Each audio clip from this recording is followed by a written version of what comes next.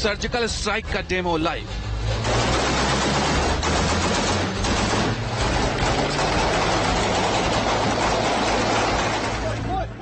दुश्मन को घर में घुसकर मारने का मॉक ड्रिल लाइव।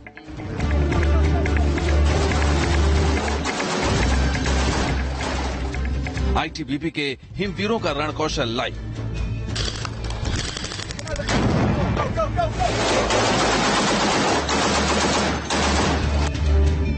ये मां भारती के वो सपूत हैं जो एक इशारे पर दुश्मन पर काल बनकर टूट पड़ते हैं। दुश्मन भारत की सीमा में घुसपैठ करे या दुश्मन देश की सीमा में घुसकर उन्हें सबक सिखाना हो, ये रणबांकुरे हर तरह के रणकौशल में माहिर है।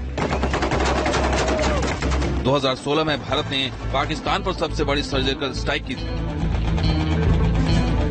लेकिन मोदी सरकार के कार्यकाल में ये पहली सर्जिकल स्ट्राइक नहीं थी। इससे पहले 2015 में मोदी सरकार ने पहली सर्जिकल स्ट्राइक को अंजाम दिया था। ये सर्जिकल स्ट्राइक म्यांमार में की गई थी। आज हम आपको उसी सर्जिकल स्ट्राइक का लाइव डेमो दिखाएंगे जिसे अंजाम दिया है आईटीबीपी के हिमवीरों ने। एक्चुअल बैटल ग्राउंड में कैसे हालात होते हैं जब देश आजादी का अमृत महोत्सव बना रहा है, तो देश की सीमाओं की निगरानी करने वाले अग्निवीर और अग्निवीरांगनाएं किस तरीके से मां भारती की सरहदों की रक्षा करती हैं। कैसे अगर सर्जिकल स्ट्राइक करनी हो, एंटी नक्सल एंटी टेररिस्ट ऑपरेशन करना हो, दुश्मन देश में जाकर हमला करना हो, तो उसकी तैयारी की जाती है। ऐसे ही वॉर ड्रिल में हम मौजूद हैं। ये एक अनडिफाइंड लोकेशन है। आईटीबीपी के जवान हमारे साथ हैं और वीरांगनाएं भी हैं, यानी हिमवीर भी हैं और हिमवीरांगनाएं भी हैं। और यहाँ हम कोशिश करेंगे दिखाने की कि एक्चुअल वॉर की सिचुएशन कैसी होती है, किस तरीके के हालात होते हैं। जिससे सबसे पहले होगी इस तरह की ब्रीफिंग। इस ब्रीफिंग में सैंड मॉडल के जरिए बताया जाएगा, क्योंकि पूरे हिंदुस्तान में 16 से ज्यादा भाषाएं मुख्य तौर पर बोली जाती है। ऐसे में कोई डाउट ना हो, कोई वजह ना हो, वो यहाँ पर किया जा रहा है। सबसे ऊंचा स्थान स्पॉट हाइट 339 है। वह इस इलाके का सबसे नीचा स्थान मेदखली नाला का छुपता बैंड है। इस इलाके में आम ढलान उत्तर पूर्व से दक्षिण पश्चिम की ओर है। वह इस सैंड मॉडल को बनाने में विभिन्न रंगों का प्रयोग किया है, जैसे लाल रंग सड़क व मकान के लिए, नीला रंग बहते पानी के लिए, हरा रंग जंगल वाले इलाके के लिए, काला रंग सूखे नदी व नाले के लिए। इस सैंड मॉडल के बाहर एक मुख्य शहर चंडीगढ़ व पंचकुला है, जिसकी आबादी लगभग 25 से 30 लाख है। वह इस इलाके के मुख्य गांव मनखन गांव, भानु गांव, जसवंतगढ़, वीर फिरोजरी व संतरन है, जिनकी आबादी लगभग 5 से 10 हजार है। इस इलाके में कोई मुख्य नदी व नाला नहीं है। इस इलाके में बरसात के समय में नालों में पानी 4 से 5 फीट तक भर जाता है, जिसको जवान नदी पार करने के लिए रोप की मदद से आसानी से पार कर सकते हैं। इस इलाके में पानी के लिए पीने के पानी की सुविधा, नलकूप व समरसीबल लगाए हुए हैं। पशु पक्षियों के लिए जगह जगह पर जोड़ बने हुए हैं। इस इलाके का मौसम अप्रैल माह से जून माह तक गर्मी, जुलाई से सितंबर तक बरसात व अक्टूबर माह से मार्च माह तक सर्दी का रहता है। गर्मियों में सामान्य तापमान 37 डिग्री से 40 डिग्री व अधिकतम तापमान 40 से 42 डिग्री तक पहुंच जाता है। इस इलाके में मुख्य पेड़ शीशम, नीम, कीकर व सफेदा के वृक्ष पाए जाते हैं, जिनका इस्तेमाल मोर्चे बनाने के लिए, हट बनाने के लिए कर सकते हैं। इस इलाके में जगह जगह पर 4 से 5 फीट की हाइट के सरकंडे भी पाए जाते हैं, जिनको हवाई हमलों के दौरान हम छुपाव हासिल करने के लिए कर सकते हैं। इस इलाके में फसल गेहूं, चावल व मक्का उगाया जाता है। वह मौसमी सब्जियां उगाई जाती है, जिनको जरूरत पड़ने पर हम गांव वालों से नगद भुगतान कर खरीद सकते हैं। आईटीबीपी के हिमवीर दुश्मन के इलाके में सर्जिकल स्ट्राइक के लिए तैयार हैं। बटालियन हेडक्वार्टर में सभी हिमवीरों को मैप के जरिए दुश्मन के इलाके की एक एक जानकारी दी जा रही है, ताकि सर्जिकल स्ट्राइक के दौरान हर हिमवीर को दुश्मन के इलाके की भौगोलिक स्थिति की पूरी मालूमात रहे। हमारे साथ रावत जी बात करने के लिए। अरुण रावत जी, अगर बात की जाए इस तरह की वॉर एक्सरसाइज की कितनी महत्वपूर्ण होती है ताकि एक्चुअल वॉर कंडीशन से पहले प्रिपेयर किया जा सके, चाहे वो महिला सोल्जर हो या पुरुष सोल्जर? ये हम ये जो एक्सरसाइज करते हैं पीस टाइम में, जो वॉर टाइम की तैयार करने के लिए हम उनको हम एक्सरसाइज करवाते हैं और इतने परिपक्व हो जाते हैं कि अगर वार सीनियर में इनको जाना पड़े तो अपना एक्शन भरपूर करेंगे और अब सफलता हासिल करते हैं। सर, जंगल वॉरफेयर क्या किस तरीके से अलग होती है? क्योंकि इससे पहले अगर आईटीबीपी की बात करें तो आईटीबीपी आमतौर पे हिमालय में काम करता है, लेकिन एंटी नक्सल ऑपरेशंस में भी काम करना होता है और कई बार जंगल वॉरफेयर भी होती है। किस तरीके से अलग होती है? हमारी सिखलाई में हमें हर चीज का एक्सपोजर दिया जाता है, जंगल का, माउंटेन्स का, हर टेरेन का दिया जाता है। तो जंगल की जो सिखलाई उसमें मैक्सिमम जो कवर्ड एरिया है उसमें मैक्सिमम जंगल एरिया वाला होता है। तो उसमें हम कवर्ड एरिया में हमने जो एक्सरसाइज, जो इनको जो वहाँ का जो फील देना है उसका हम इसको एक्सरसाइज में यूज करते हैं।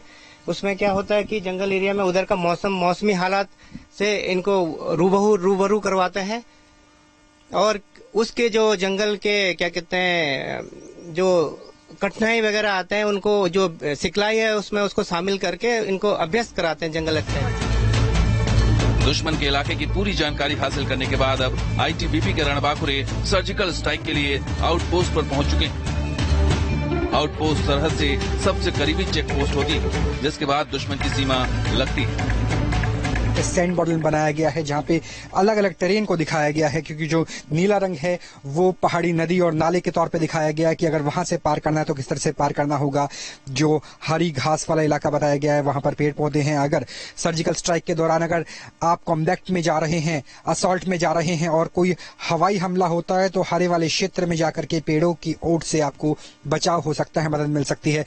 और ये पूरी जो कॉम्बैट की शुरुआत है वो आपके एक्चुअल वॉर जोन में जो मेन बैटल ग्राउंड है उसके पास ही शुरू होती है, जिसे आउटपोस्ट कहा जाता है। और उसके बाद जो तमाम जवान हैं वो रण क्षेत्र के लिए, आभासी रण क्षेत्र के लिए निकल चलेंगे, जहां पर जो वॉरफेयर है इस बार हम आपको दिखाएंगे कि जंगल वॉरफेयर किस तरह से किया जाता है। कोई भारत और म्यांमार की सीमा की बात करें, भारत बांग्लादेश की सीमा की बात करें, या कई ऐसे इलाके हैं जहां पर जंगल बहुत ज्यादा है, ऐसे फॉरेस्ट एरिया में फॉरेस्ट वॉरफेयर की ड्रिल आज न्यूज नेशन के जरिए देखिएगी कैसे जब अमृत महोत्सव पूरा देश मना रहा है तो हिंद के सिपाही किस तरीके से मां भारती की सुरक्षा के लिए सदैव तत्पर है।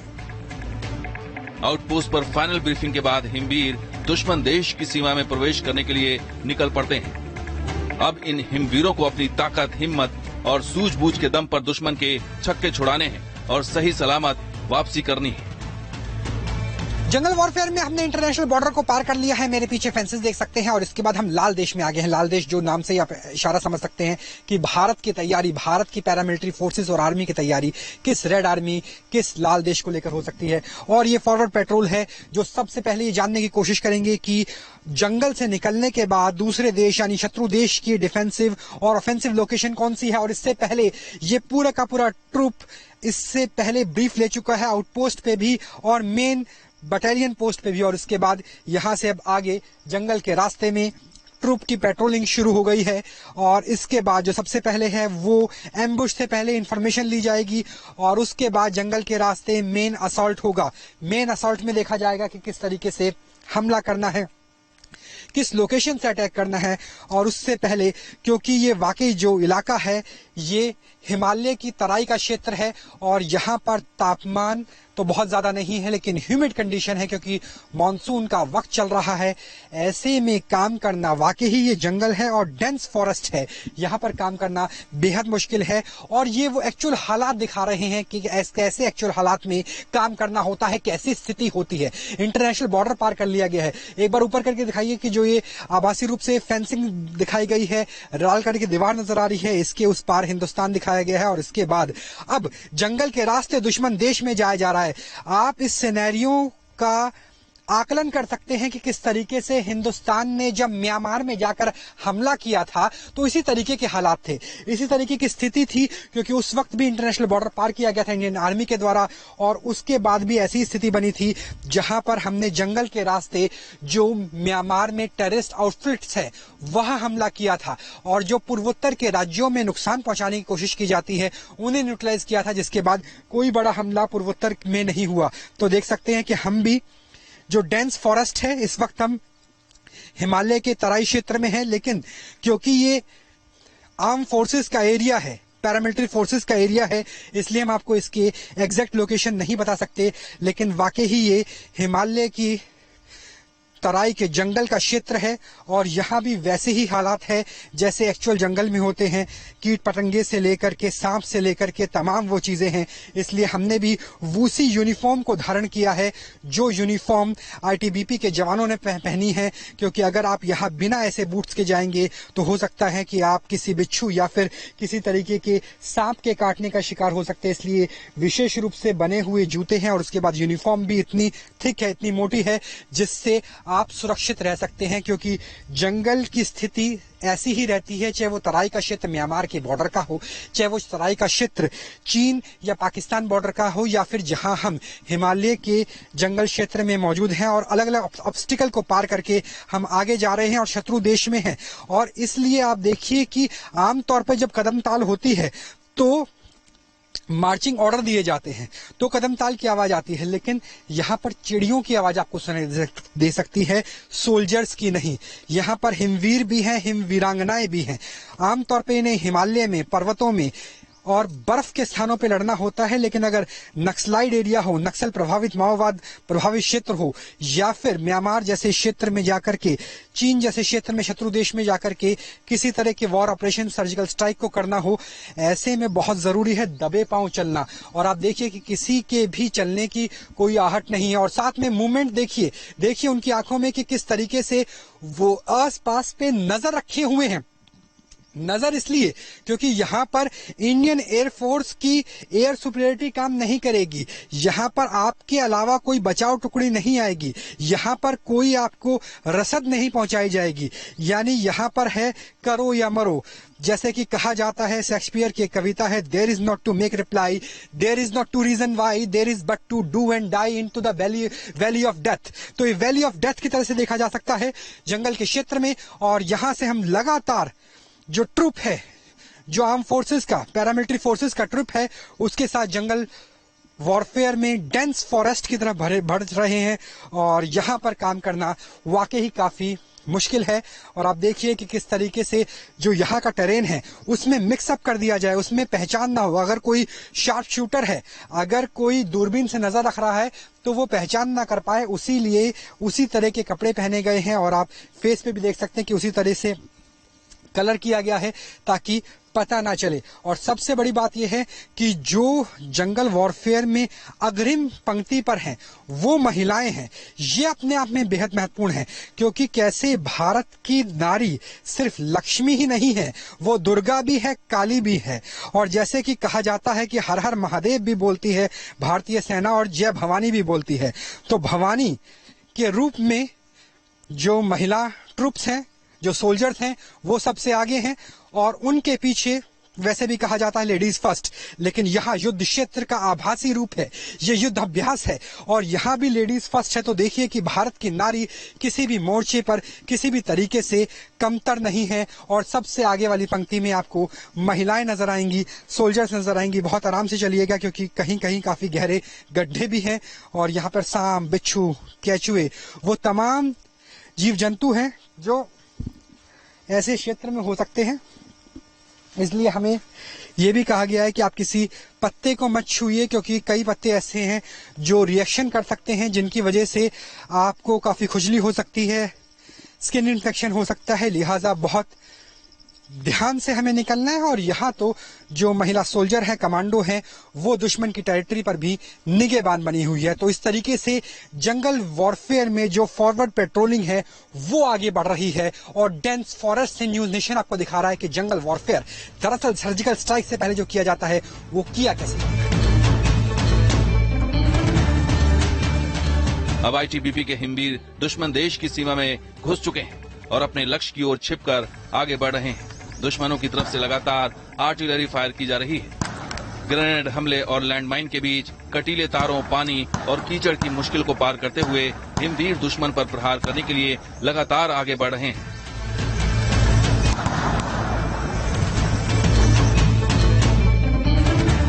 हिमवीर जहां दुश्मन देश की सीमा में घुसकर प्रहार करना जानते हैं, तो वहीं अगर दुश्मन देश की सीमा में घुस आए तो वो जिंदा वापस नहीं जा सकता। लाल देश की सीमा से सटी भारतीय सीमा पर पहाड़ी पर बंकर बनाए गए हैं, जहां से हिमवीर दुश्मनों की हर एक मूवमेंट पर पूरी नजर रख रहे हैं। हर एक फौजी को अपनी लोकेशन पर light machine gun, heavy machine gun के साथ तैनात किया गया है। तेज गोलाबारी के लिए मोर्टार भी लगाए गए हैं। तभी कमांडर पोस्ट पर सीनियर अधिकारी जवानों से रिपोर्ट लेने पहुंचते हैं। जंगल वॉरफेयर के पड़ाव में हम अग्निवीरों के साथ उस क्षेत्र में आ गए हैं जो पठारी भी लगता है और पहाड़ी भी, और ये डिफेंसिव लोकेशन है। इंटरनेशनल बॉर्डर यहाँ पर आभासी रूप से बनाया गया है। युद्ध अभ्यास चल रहा है और कोशिश इस बात की है कि किस तरीके से अगर इंटरनेशनल बॉर्डर पर पैरामिलिट्री फोर्सेस तैयार होती है, अगर युद्ध के हालात होते हैं तो कैसे अग्रिम पंक्ति युद्ध क्षेत्र में काम करेगी। ट्रेंचेस वॉरफेयर जैसा हमने यूक्रेन और रूस के रण क्षेत्र में देखा था, जैसा द्वितीय विश्व युद्ध में होता था और 71 की जंग में भी ट्रेंचेस का बेहद महत्वपूर्ण किरदार था, वैसा ट्रेंचेस यानी खंडकों का युद्ध किस तरीके से किया जाता है। और इस वक्त आप देख सकते हैं ऊंचाई वाले क्षेत्र पे, ऊंचाई वाला क्षेत्र इस लिहाज से चुना जाता है ताकि भौगोलिक दृष्टि रखी जा सके। अगर एनिमी की मूवमेंट कहीं से भी होती है तो उस पर सटीक निशाना लगाया जा सके, और इसी लिहाज से ट्रेंचेस को खोदा गया है। सीनियर ऑफिसर यहाँ पे पहुंचे हैं कमांड पोस्ट पर, और वो मालूमात लेंगे कि किस तरीके की स्थिति है यहाँ पर और किस तरह से डिप्लॉयमेंट किया गया है। दल संख्या 21,494 सिपाही रिक्रूट राजकुमार नील देश का कमांडर हूँ। 25वीं बाहिनी चार्ली कंपनी की टोटल नंबरी 18 SS 112 और स्टैंड 2 हालत में है। कंपनी आपके निरीक्षण के लिए तैयार है श्रीमान। सेल्स ब्रीफिंग कमांड पोस्ट से दूंगा। जय श्रीमान। तो यहाँ पर कमांडर पोस्ट को भी ट्रेंचेस की तरह से बनाया गया है ताकि अगर शेलिंग होती है, जैसे हमने देखा है आमतौर पर आर्टिलरी शेलिंग हो या फिर गोलियों की बौछार हो, तो उससे बचा जा सके। लिहाजा अगर आप यहाँ पे झुक जाते हैं तो आप शेलिंग से बच सकते हैं। और इस तरह के काम ट्रेंचेस में भी किया जाता है। कमांडर पोस्ट यहाँ पे लिखा भी हुआ है और इसकी थिकनेस इतनी रखी गई है कि अगर असॉल्ट राइफल से हमला किया जाता है, चाहे वो M2 हो, चाहे AK सीरीज हो या फिर इंसास राइफल जिसका इस्तेमाल भारतीय सेना के द्वारा किया जाता है, उसकी गोली क्षेत्र को पार न कर पाए। तो फिलहाल ये कमांडर पोस्ट है। कमांडर पोस्ट के आसपास तमाम वो निगरानी दस्ता है जो नजर रखता है, जिसमें LMG है, MMG है यानी light machine gun, medium machine gun और अलग अलग तरह के हथियारों का इस्तेमाल यहाँ पे किया गया है। मोटार का भी आप देख सकते हैं कि यहाँ पे मोटार रखी गई है। मोटार बेहद महत्वपूर्ण होती है क्योंकि जब भी पहाड़ी क्षेत्र होता है तो पहाड़ी क्षेत्रों में आप भारी आर्टिलरी आमतौर पर लेकर नहीं आ सकते। हालांकि हिंदुस्तान की सेना के पास अब चिनूक जैसे हेलीकॉप्टर है। चिनूक जो अगर K सीरीज की बात करें, K9 वज्र की बात करें और अन्य आर्टिलरी गन्स को पहाड़ी क्षेत्रों में ले जा सकते हैं, लेकिन उसके बावजूद कई क्षेत्र ऐसे हैं जहां पे आर्टिलरी नहीं हो सकती और ऐसे में जो 55 mm की मोटार है ये बेहद महत्वपूर्ण हो जाती है। और इस तरह से ट्रेंचेस बनाई गई है कि मोटार से हमला किया जाए शत्रु देश के ऊपर और अपनी सुरक्षा भी हो सके। और उसी लिहाज से यहाँ पर लेआउट है। लेआउट सामने आप देखिए कि किस तरीके से कागज पे उकेरा गया है। मैं चाहूंगा कि जयराम जी दिखाएं कि कागज पे उकेरा गया है ताकि लेआउट के जरिए निगरानी रखी जा सके कि कहां पर सटीकता से हमला किया जा सकता है, कितनी रेंज है इस मोटार की और किस तरीके से अगर शत्रु देश की तरफ से यहाँ पर मोटार लाई जाती है या फिर आर्टिलरी लाने की कोशिश की जाती है तो उसे पहले ही निस्ते नाबूद कर दिया जाए। और इस तरीके की खंदक आप देख सकते हैं, अलग अलग जगह खंदक है और खंदक इस लिहाज से बनाई गई है कि एक सिपाही कम से कम 30 डिग्री का, जी हाँ 30 डिग्री का आई व्यू लेगा और उसके बाद वो यहां से जाएगा। और यहां से अगर कोई भी आता है तो देखिए कि यहाँ पे लेआउट है। लेआउट बेहद महत्वपूर्ण है क्योंकि यहाँ पर सिखलाई हो रही है। एक्चुअल वॉर नहीं है लेकिन वॉर लाइक कंडीशन से कम भी नहीं है कि 3 लोग रहेंगे, कहां पर कौन सी चीज है और किस किस एरिया में कम से कम 30 डिग्री के आसपास रखा जा सके, नजर रखी जा सके। और ये महत्वपूर्ण स्थिति यहाँ पे नजर आती है। ट्रेंचेस वॉरफेयर, चाहे पहला विश्व युद्ध हो, दूसरा विश्व युद्ध या फिर मौजूदा समय में हमने यूक्रेन की जंग देखी कि ट्रेंचेस के जरिए ही, खंदकों की लड़ाई के जरिए ही दुश्मन को रोका जा सकता है। और ये ऑफेंसिव नहीं है, डिफेंसिव लोकेशन है। आप अपनी टेरिटरी में और अपनी टेरिटरी, अपनी सरहद की रक्षा करना चाहते हैं तो ऐसे में ट्रेंचेस बेहद महत्वपूर्ण हो जाती है। और यहाँ हमने आपको LMG MMG दिखाई और इसके अलावा हम आगे चलते हैं और आगे दिखाने की कोशिश करेंगे कि जो महिला सोल्जर है, महिला कमांडो है, वो भी किसी से कम नहीं। जैसा कि हम लगातार बता रहे हैं कि भारत की महिलाएं झांसी की रानी भी है और पद्मावती भी हैं। वो दुर्गा और काली की तरह से भी काम करना जानती हैं और किसी भी सूरत में पुरुषों से, जो पुरुष कमांडो हैं, उनसे किसी भी हालत में कम नहीं है। और वही स्थिति हमें यहाँ पे नजर आ रही है। पठारी क्षेत्र है ये, और इस वक्त हम हिमालय में मौजूद हैं। अनडिफाइंड लोकेशन है और यहाँ पर आप देखिए जो महिला कमांडो है वो भी यहाँ पर मौजूद हैं और वो पूरी ब्रीफिंग देते हुए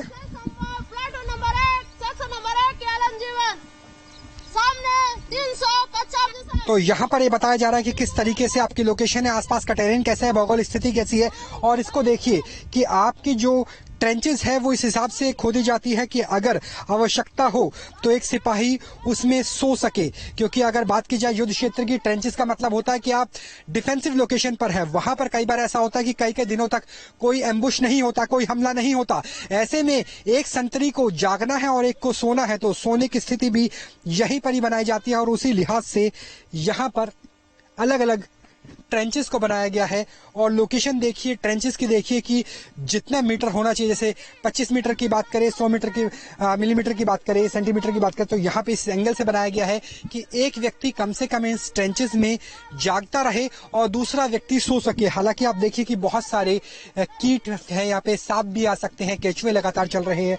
और यहाँ पर इस लिहाज से बनाया गया है कि 3 मैन फायर, यानी 3 व्यक्ति इस ट्रेंचेस में ले सकते हैं। और ये छोटे गड्ढे की बात करें तो ये गड्ढा इस लिहाज से बनाया गया, कई बार ऐसा होता है कि आप जब रेन फॉरेस्ट में है, वर्षा वन के क्षेत्र में है, तो वहां पर बारिश बहुत ज्यादा होती है और ऐसे में पानी यहाँ इकट्ठा किया जाता है और यहाँ से निकाला जा सकता है, वरना कीचड़ हो जाएगा और यहाँ से निकलना बेहद मुश्किल हो जाएगा। और यूक्रेन में हम लोग ट्रेंचेस के अंदर रहे भी थे, हमने हैवी आर्टिलरी की फायर भी देखी थी और ये देखा था कि कैसे ट्रेंचेस ने ना सिर्फ यूक्रेन की फोर्सेस की बल्कि हमारी भी जान बचाई। लेकिन वो रंग था विदेशी रण का, लेकिन ये भारत के रणबांकुरे हैं और हिम वीरांगनाएं हैं। और देखिए किसी भी सूरत में वो पीछे नहीं है, किसी भी सूरत में वो कमतर नहीं है। तो ये स्थिति कुल मिलाकर के नजर आ रही है यहाँ पर। और यहाँ से लेकर जहां तक आपकी नजर जाएंगी वहां तक आपको नजर आएंगे कि भारत की सेनाएं, भारत की सीमाओं की सुरक्षा किस लिहाज से कर सकते हैं, क्योंकि यहां भी महिला कमांडो है।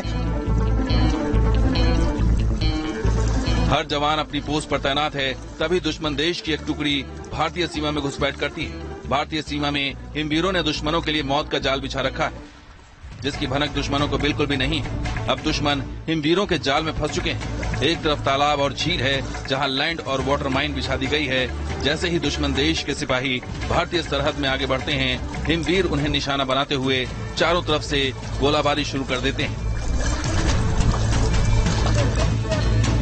दुश्मनों पर हथगोलों का इस्तेमाल किया जा रहा है। जहां तालाब और झील का क्षेत्र था, वहां आर्टिलरी फायर और माइन में विस्फोट किया गया। शत्रु देश के सिपाहियों के घायल और बेहोश होते ही हिमवीर उन पर टूट पड़ते हैं। सबसे पहले उनकी तलाशी ली जाती है, फिर उनकी असॉल्ट राइफल छीन ली जाती है। वॉर जोन में रिपोर्टिंग करना भी आसान नहीं है, क्योंकि न जाने कौन सी गोली कब आकर शरीर को छलनी कर जाए। पंचकुला से राहुल डबाज के साथ टीम न्यूज नेशन।